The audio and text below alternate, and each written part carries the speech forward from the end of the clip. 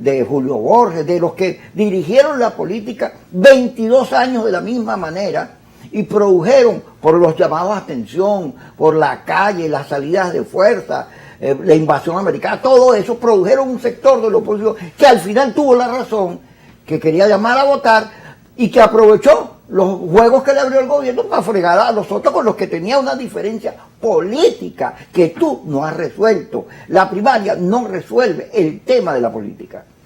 Fíjate, no solo no lo resuelve, sino que desconoce el origen del conflicto. Porque al final hay un sector importante del país que te está diciendo que se agotó. Ese 80% que se agotó, ¿por qué se agotó? Se agotó porque se cansó de la gente, tú la mandaste a marchar, tú la gente la mandaste a trancar calles, la gente la mandaste a votar, la mandaste a no votar, a abstenerse, la gente hizo todo. Pero esa dirigencia nunca tuvo la idealidad de venir y decir, mira, nosotros nos equivocamos, cometimos estos errores y pretenden ahorita reinsertarse en un plano actual, el cual ellos no promovieron y pasar a fingir que no pasó nada. Sí, pasaron cosas. Así hay una cantidad de venezolanos que históricamente han demostrado que quieren salir del conflicto a través del voto. Porque en el 2018 hubo más de 3 millones de venezolanos que con condiciones en contra, con la campaña más feroz contra el voto y contra una alternativa que nunca aterrizó como el interinato y la invasión, pues se dijeron, no, yo quiero una salida democrática y fuimos y votamos. Eso volvió a suceder en el 2021. En el 2021, en noviembre, una cantidad de venezolanos en las regiones que salieron a votar.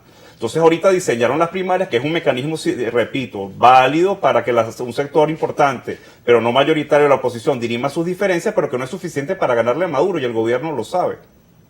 Y aparte tú diseñas un mecanismo donde tú decides cómo te mides, quiénes se miden y bajo qué reglas se mide. Es imposible que la gente, y hay que hablarle a la gente con la verdad, las probabilidades de que factores externos al G4 participen en las primarias es nula, inexistente. Entonces por eso ellos tienen que desarrollar su mecanismo y buscar los otros factores, llegar a unos posibles acuerdos para luego dirimir esas diferencias. Porque lo cierto es que si no te unes y llegas a unos consensos con unas políticas claras que generen gobernabilidad, que el país sea viable para los venezolanos, porque no se trata nada más de sustituir a Maduro y poner a otro, se trata de poder ganar, de que puedas gobernar y que ese gobierno genere las condiciones para reinstitucionalizar el país y despolitizar las instituciones, que es la gran crisis que tiene Venezuela. Venezuela tiene unas instituciones que están totalmente politizadas y que las tienes que despolitizarlas para que sean de utilidad para el ciudadano. Eso es una realidad que tú tienes que ver. Ahora, lo que pasó en el 21 de alguna forma es una responsabilidad de la dirigencia política.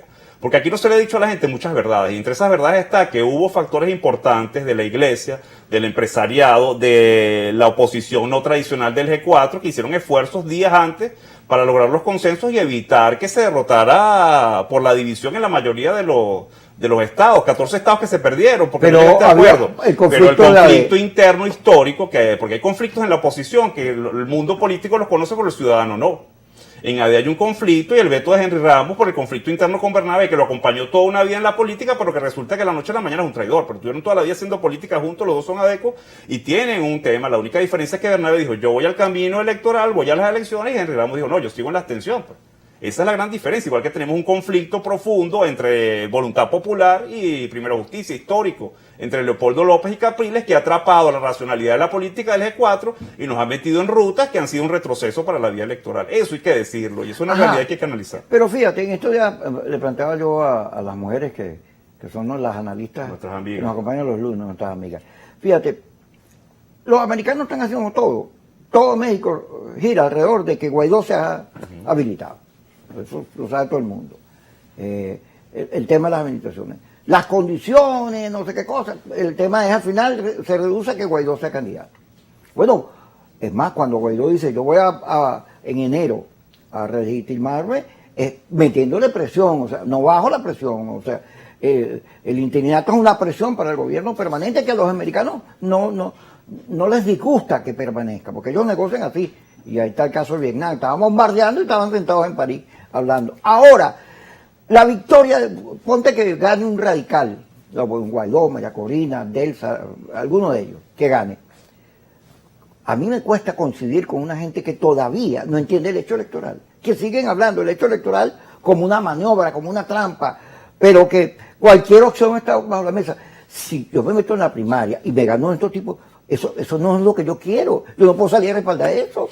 Porque me estás imponiendo una reflexión política que no es la que el país pareciera buscar, sino y que no más de lo mismo. Y no te da O sea, posibilidades de ganar. Claro, entonces la primaria que va a participar un grupo este chiquito, 3, 4, 5%, entonces o un radical 23%, a mí me dice la gente, Kiko, pero es que tú no le dices nada al gobierno. No, yo estoy diciéndole cosas al gobierno de fondo, porque tampoco me voy a poner a pelear con el gobierno en los mismos términos, porque aquí hay gente que cree que hay que pararse en la mañana y decir una grosería contra Maduro, y si tú no estás todo el día diciendo que Maduro es malo, pues tú no eres oposición.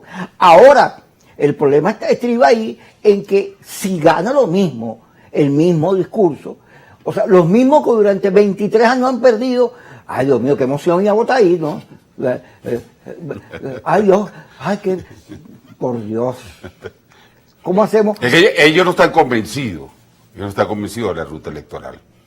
Hay un grupo de que no. Ellos no están convencidos globalmente de la ruta electoral. De hecho, la presión del ciudadano común, de iniciativas ciudadanas que se fueron dando, como nosotros que impulsamos digamos el voto como el recurso de cambio político, si esa presión no se ejerce, ellos estuvieran todavía completamente en la vía de la abstención.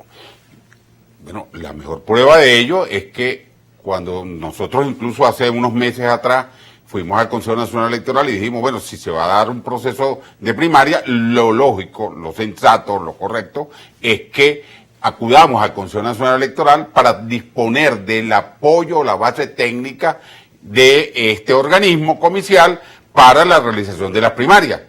Pero ellos dicen que no, ellos se niegan que eso. Entonces, una de las cosas que nos sorprende, dice, bueno, y después, ¿con quién te vas a contar? Mañana gana cualquiera de esos candidatos en su primaria.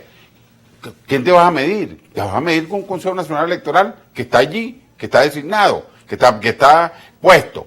Entonces tú comienzas por desconocer el organismo comicial, que es el gran, digamos, problema y la mayor de las evidencias de que ellos no están convencidos completamente de la ruta electoral y por eso han transitado invasiones, golpes de Estado, cualquier cantidad de iniciativas violentas para producir el cambio político. Bueno, esas iniciativas ellos nos las han abandonado, las siguen acariciando y eso sin duda es lo que nosotros tratamos de enfrentar. Fíjate tú.